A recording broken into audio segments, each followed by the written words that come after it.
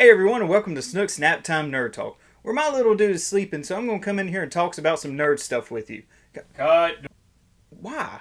Do it the way that we talked about. Hey everyone, and welcome to Snook's Naptime Nerd Talk, where my little dude is sleeping, so I'm going to come in here and talk some Ninja Turtles with you. With the recent release of Teenage Mutant Ninja Turtles Mutant Mayhem, it's kind of brought back a little bit of that Turtle Mania. And for me, it's also brought back memories of why I love the Turtles so much. So, with that being said, let's take a trip down memory drain and into the sewers. Is that better for you? Awesome.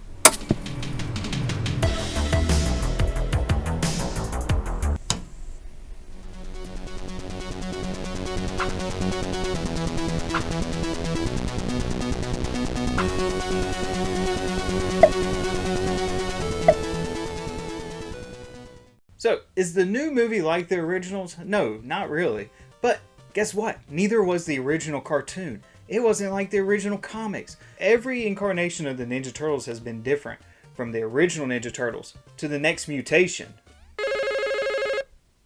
Yeah, that's weird. Yellow. Oh. Oh, it's not? Oh. Oh. Like Casey Jones' name was what? That's childish. The Teenage Mutant Ninja Turtles Next Mutation, the Teenage Mutant Ninja Turtles 2003, 2012, the Rise of the Teenage Mutant Ninja Turtles, they've all been different and they've all brought their own unique style. But like most, the original Ninja Turtle series is what brought me to the fandom. And I still remember like it was yesterday. I was sitting on my mom and dad's floor and watching TV when this guy, I think possibly an overweight clown, came on and said, "It's time to spin the wheel." And see what show comes on next. The wheel spun and it landed on a logo with a turtle and a red bandana underneath it. He excitedly announced, "The Teenage Mutant Ninja Turtles." Instantly I fell in love with the name. I don't even remember if I sat there and watched the TV show, or if I ran downstairs and told my parents, "Hey, I love the Teenage Mutant Ninja Turtles." But later on, it could have been that day or it could have been the next. I don't know, I was 3 years old, so this is kind of all jumbled up. But we went to Arby's out to eat. Well, Dad left us there, and he went down to Lanier's, which is a local hardware store in Lexington, North Carolina, that carries pretty much everything. And once he returned, he brought me Michelangelo and I'm pretty sure Raphael. It was from there where Dad would constantly surprise me with the rest of the Ninja Turtles and Splinter, until we got to the very last one. And I remember getting out of daycare, and he had Donatello sitting on his truck dashboard for me. And that was the last one. And that's where the obsession began. After that point, I had to have it all. I had to have the clothes. I had to have the bad guys, the lunch boxes, the book bags, anything Ninja Turtles.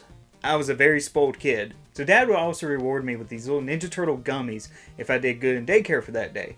And I still remember those gummies to this day. I finally just recently found the image, and if I could actually get some and add it to the collection, that would be almost like a little grail for me. I wouldn't eat it, I would just put it on display.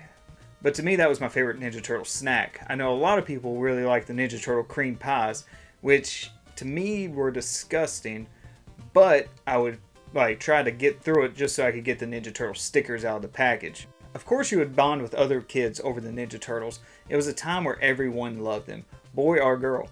I remember me and my cousin would pretend all summer long to be Ninja Turtles at Grandma's. My elementary best friend and me bonded over the Ninja Turtles.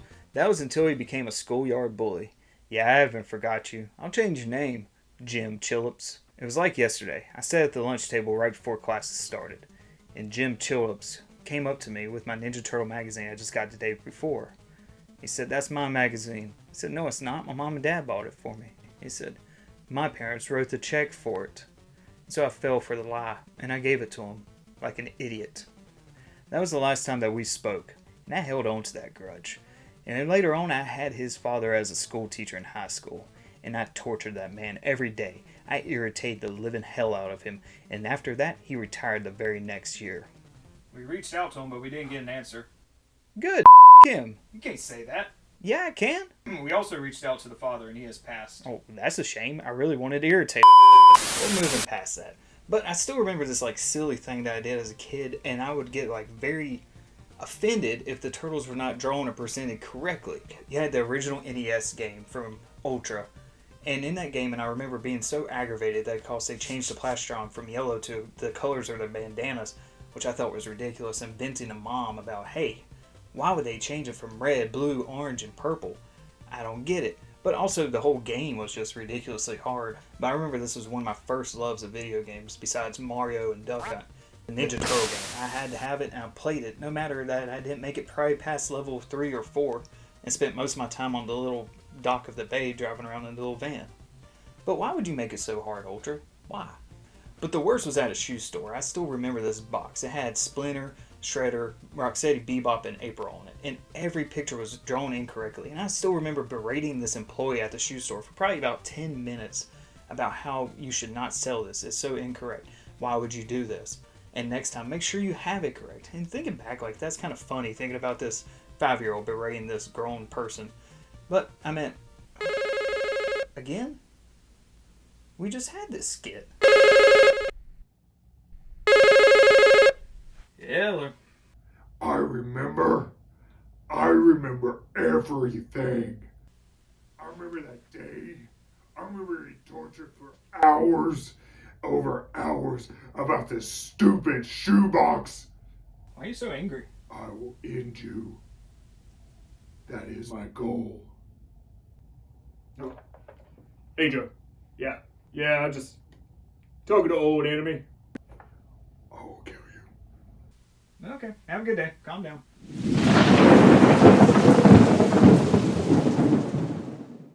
Anyway, speaking of different, you also had the original Ninja Turtles movie released in 1990 from Golden Harvest and the puppets being made by Jim Henson Studios. The movie itself was a high-grossing independent film for its time, taking elements from both the comics and the original cartoon.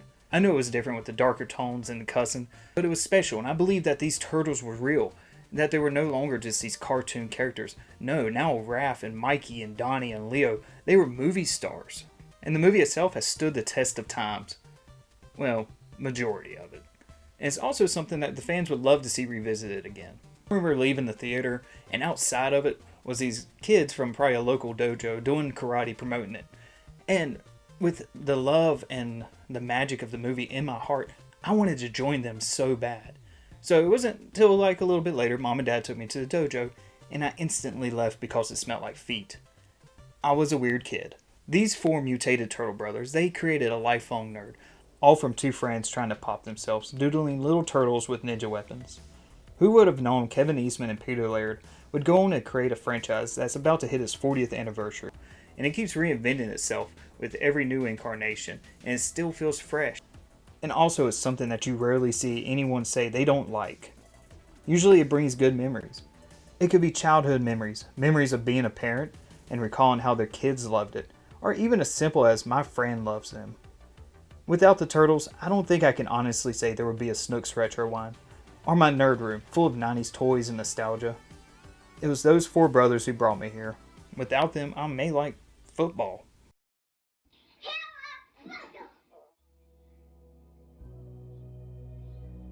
But that's the great thing about nostalgia.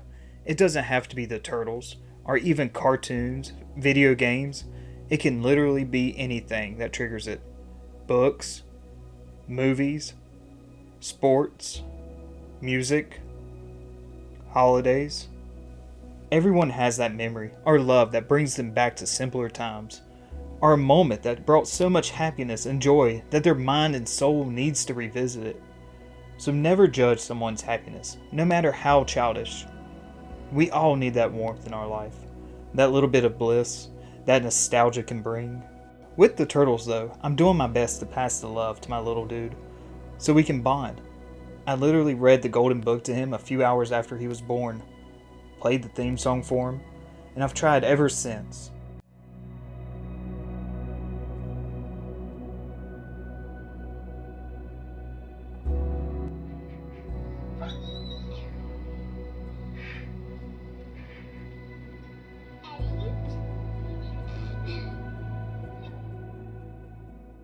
But whatever it is that brings you nostalgic happiness, I hope it always does. And if you want to, let me know what it is in the comments. And if you like this, hit the little thumbs up and maybe even subscribe. But either way, I hope you remember to be kind and retro wine. That's a wrap. Who are you anyway?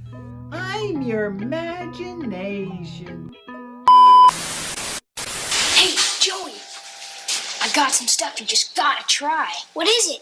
Pot. You know, marijuana. Oh, well, I don't know. What, chicken? Joey's in a jam. What should he do? Get a pizza. Excellent. Mud's tripping. Let's see if Joey's that smart. I'm not chicken. You're a turkey. Get real. Joey's the dork. Don't even talk to him. Yo, how high am I right now?